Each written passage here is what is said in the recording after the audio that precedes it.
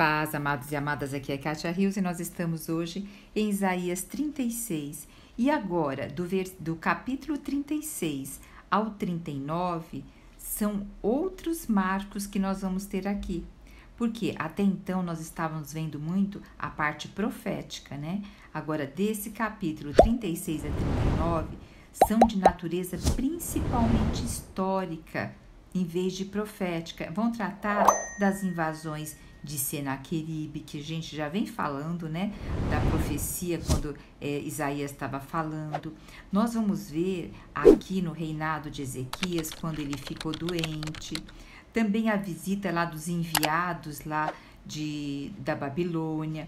Então, esses capítulos que nós vamos ver aqui, eles estão paralelos e assim quase que idênticos. 2 Reis 18, 13 e a 2 Reis 20, 19.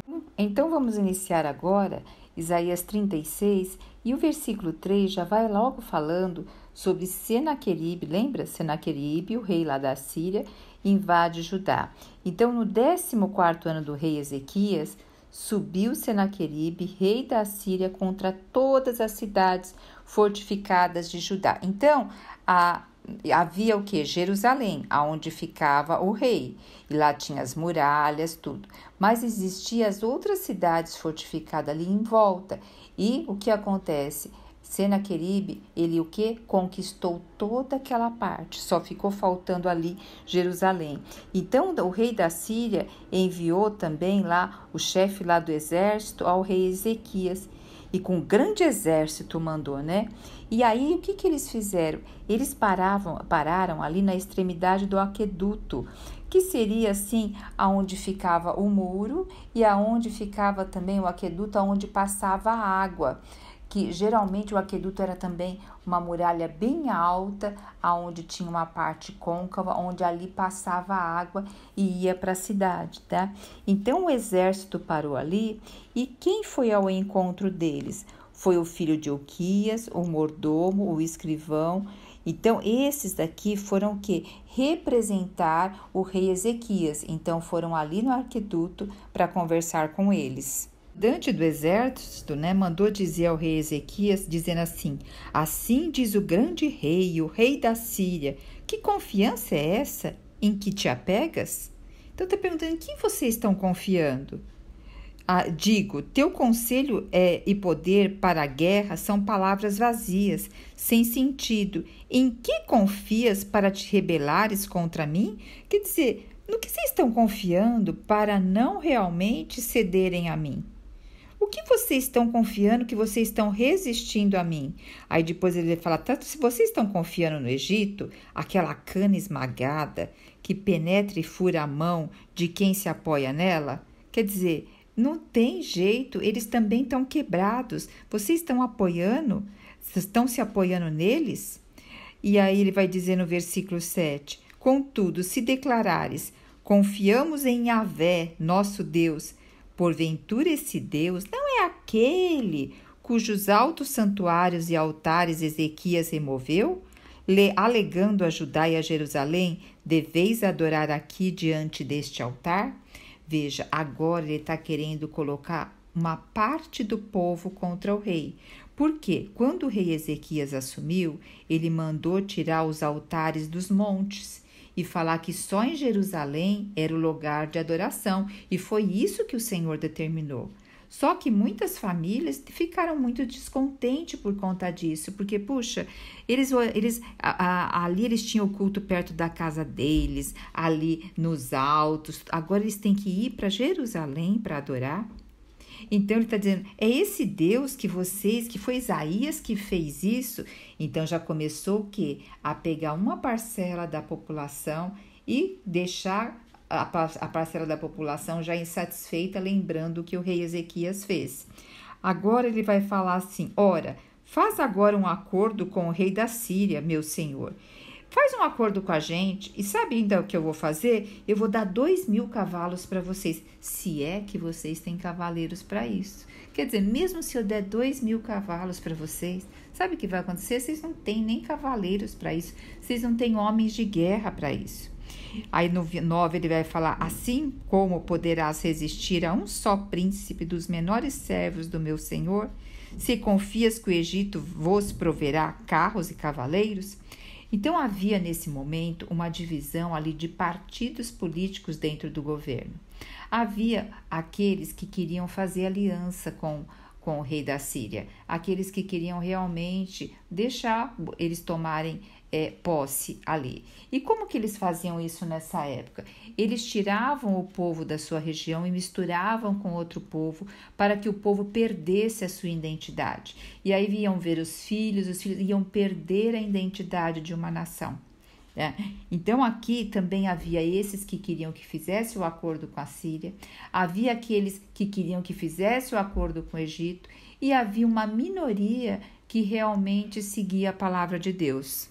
Fala assim: olha, eu não vim destruir essa terra, sabe por quê? Quem me mandou aqui, quer dizer, ele vai falar assim: ora, foi o próprio Deus, o Eterno, que me ordenou, sobe contra essa nação e a extermina.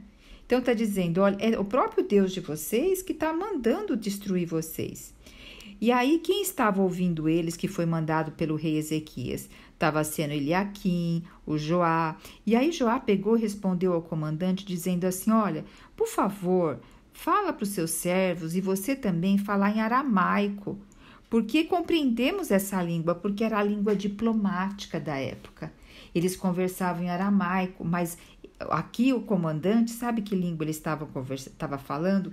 Em hebraico. Por quê? O povo, os soldados, o povo estava ali em cima do arqueduto ouvindo.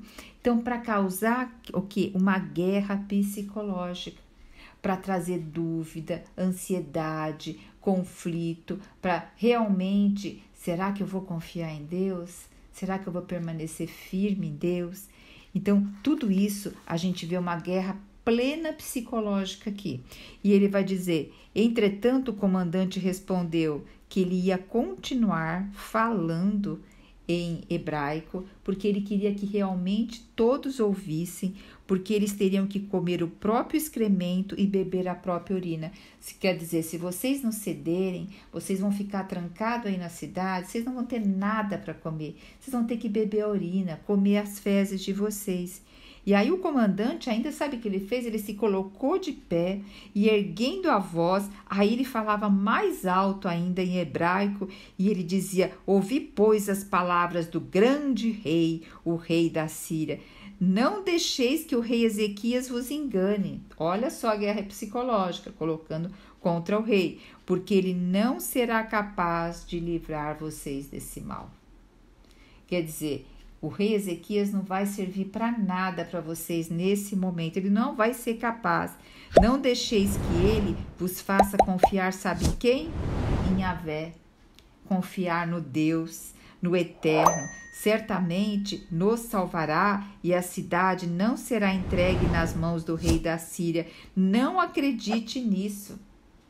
Então, está descredibilizando também a palavra de Deus. Está descredibilizando aquele que representa ali em Jerusalém, Ezequias, o rei, e descredibilizando o Deus que eles creem. Então, não deis ouvidos a Ezequias, porque assim diz o rei da Síria: fazei a paz comigo e vinde a mim, e assim coma cada um da sua videira, da sua figueira, e beba cada um da sua água, da sua própria cisterna. Sim, como eu disse, eles muitas vezes, apesar que eles estavam matando todo mundo, tá? Mas aqui ele está dizendo assim: olha, se nós não vamos exterminar vocês, só vamos o quê? Trocar vocês de terra, mandar vocês para um lugar, outra região para outra, mas vocês vão ter aí a sua figueira, a sua videira, a sua cisterna, só que vocês não vão ter mais a sua identidade. Vocês vão perder a sua missão e o seu propósito. E o que o mundo faz hoje conosco? Em troca de N coisas que inclui a sobrevivência, inclui os prazeres, porque nós, seres humanos, nós temos vontade, nós temos desejos, e o próprio Senhor também tem, porque a palavra diz para a gente transformar nossa mente, para a gente experimentar, de saborear a vontade de Deus, que é boa, agradável. Então, nosso Deus também tem vontade. Nós também temos vontade. Só que as nossas vontades, elas foram muito desviadas devido ao pecado na nossa carne e devido ao mundo jaz do maligno. Então, todas as coisas nos levam a nos afastar para o quê? Hoje nós somos assediados dia e noite para nós perdermos a nossa identidade. E a nossa verdadeira identidade é sermos filhos amados de Deus. Hoje, muitas vezes nós não nos sentimos amados, nem por Deus, nem por nós mesmos, nem pelas pessoas. Porque nós vamos buscar ser amados e ser validados pelo outro para acreditar que nós somos amados. E isso é perda de identidade. Tá? A verdadeira identidade, eu sei que eu sou amado e eu vivo esse amor primeiro para comigo junto que Deus me posicionou. E aí eu transbordo. Eu não fico na dependência, na carência, na migalha do amor do outro. Né? Então, hoje nós perdemos muito. Várias doenças psicossomáticas, várias doenças mentais. É um desvio de tudo isso.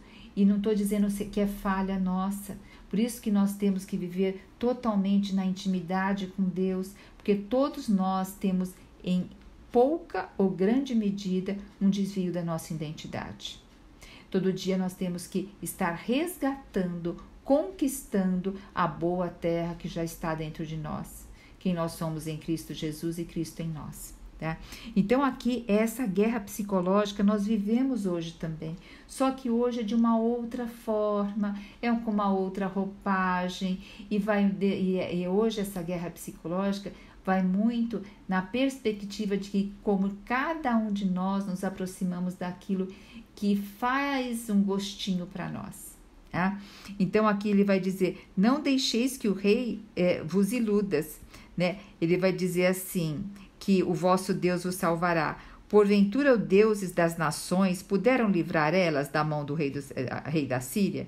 Então ele vai falar que outras nações eram tão fortes e os deuses daquelas nações não livraram eles da mão da Síria. Quanto mais eles, que eram uma nação menor, que se Deus ia livrar eles. Então está fazendo essa comparação. Aí quando começa a fazer a comparação, você fica, opa, se aquele povo era muito mais assim, tinha muito mais exército, tinha mais uma cidade fortificada, tal, mas eles foram conquistados, Deus dele não protegeu eles, quanto mais nós que somos um povo menor. Então a comparação, gente, é algo que dilacera a nossa fé, dilacera a nossa identidade. Porque quando nos comparamos, nós vamos perdendo a referência de realmente quem nós somos. Tá? E aí o povo, o que ficou? Como que o povo ficou? O povo ficou em silêncio e nada respondeu, pois o rei já havia aconselhado eles, não deis resposta a eles. E é isso, amadas, tem momentos que nós não devemos responder. Não é momento de abrir a boca, deixe que falam. Se eles falassem, ia ser discussão, ia ser mais briga, ia ter muitas outras coisas. Eles simplesmente ouviram. E pode ter certeza, quando você só ouve, o outro lado também fica muito raivoso, porque você não se manifestou, você não se posicionou do lado dele, tá? Então, o administrador do palácio, Eliaquim, o escrivão e o secretário, e o cronista e o arquivista, filhos de Safá, com as vestes rasgadas, foram contar a Ezequias. Então, depois que eles deixaram lá o pessoal lá, que saíram do arqueduto, voltaram e foram contar para o rei Ezequias e proclamaram tudo o que o comandante da Síria disse. E depois nós vamos ver no próximo capítulo qual a manifestação de Ezequias. Então vocês veem, esse capítulo mostra uma guerra psicológica, uma guerra para o quê? Desestabilizar valores, princípios, crenças, desestabilizar a vida, colocar a morte em eminência. Quantas coisas nos desestabiliza? E cuidado, na desestabilização nós podemos corromper princípios e valores. Por isso, vamos estar sempre vigilantes, para que nada roube nossa coroa, que nada nos tire do fundamento principal que está em Cristo Jesus. Aleluia! Jesus Cristo é o nosso Senhor. Você já se viu sobrecarregada por pensamentos negativos e ansiedade? Deseja encontrar uma maneira de viver com confiança e proteção?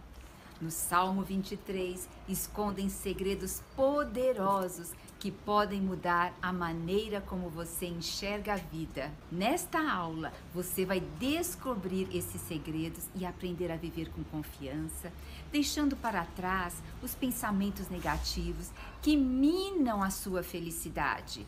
Com a sabedoria do Salmo 23, você aprenderá práticas e princípios que ajudarão a livrar-se da ansiedade e encontrará orientação para experimentar uma proteção duradoura e encontrar paz interior.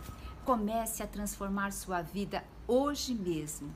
Entre no grupo para acessar a aula gratuitamente e venha descobrir a verdadeira confiança e proteção que você merece.